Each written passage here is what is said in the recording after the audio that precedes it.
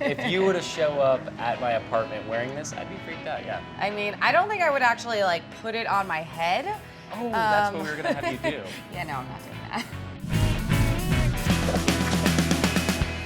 So Chef Leah Cohen, Pig and Khao in New York City. Yeah. The pig part, you were not fucking kidding. What? Yeah. What do we have here? The pig mask. This is, Nightmare fuel. I mean, I love it. This is the face, and we use the ears, of course, because ears are delicious. And then, where did my snout go? There he right is. here. See the little nostrils? Don't pick his nose. It's rude. I know, right? The tongue is right here. Hello. That's the tongue. That's the tongue. Inside are the cheeks over here. Okay. And then that's like deliciousness right there. These are like the lower cuts of meat that people used to like not want to use.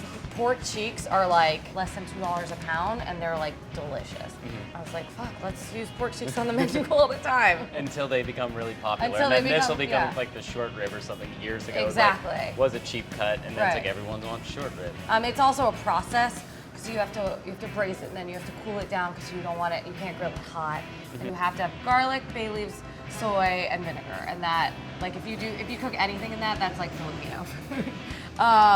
And so we braise these for about 2.5 hours. So after all of that work, Yes. that like, turns into this. Turns into this. Yeah, and it's all mixed together. This dish is called Sizzling Sisig. It's probably the most popular bar food in the Philippines. It's porky, it's fatty, it goes really well with beer, and that's like things that Filipinos love. So we start off in a saute pan with a little oil. We don't need that much because there's a lot of fat in there, and that will, come out as you cook it. And this is what I call the Trinity at Pig and Khao. Mm-hmm. It is garlic, ginger, and Thai chilies. Have you heard of calamansi? No, I haven't. Okay, so calamansi is like this Filipino citrus. Traditionally, they use that to garnish the dish, but since we can't get it fresh here in the States, we use lime and kaffir lime leaves. Okay. We're gonna start just by sauteing that really quickly, and then we add some red onion, the kaffir lime leaves, and then my favorite, some Maggi sauce. What is the Maggi sauce? Maggi is liquid gold. And it's just called Maggi seasoning. I don't know what's in it. I mean, if you want to try it, it's not nasty on its own. It's just like, it's salty, so. And it's really good in micheladas.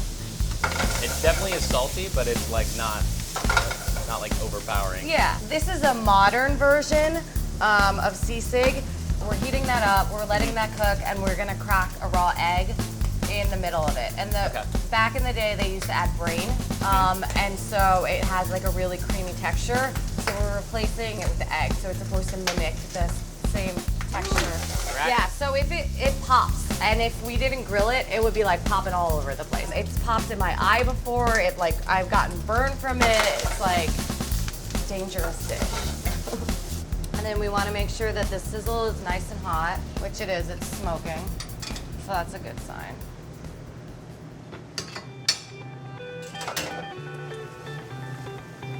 Like you loved Thai food when you were traveling around like Asia, but your heritage is Filipino. You definitely had to like include some Filipino dishes, Yeah, I mean, my mom would have like kicked my ass if I didn't put some Filipino dishes on the menu.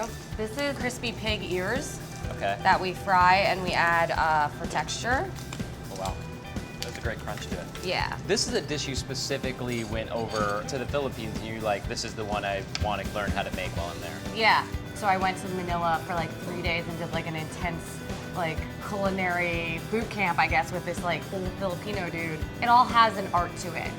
It's like French technique that I learned that I use to apply to the way we break down the meat and we cook it. All right, so how do we dig into this thing? Mix up the egg. This is like also like a really good hangover meal. So it's what you eat while you're drinking. It's what you eat when you're done drinking. Yeah, exactly.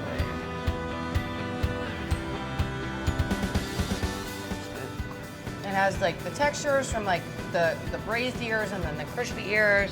I really like to eat it with rice, but I'm also a carb addict, so I mean, you can eat this totally carb-free. So if that old dude came over and had this, would he approve? The only thing he would say is missing is the calamansi, which, you know any farmers?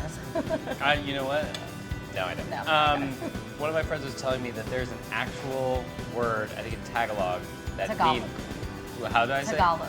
Tagalog. Yeah. That's like food to eat while you're drunk.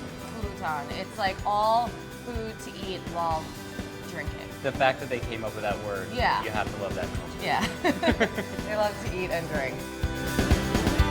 Denver in February, and I thought that was fantastic. There's amazing bartenders that are in Denver right now that are doing amazing things. You know, Sean Kenyon's been a forefront of that with Williams and Graham. People weren't snobby, which I found really refreshing coming from San Francisco. Boston. I love going into Boston. I think there's a little bit of stereotype in there.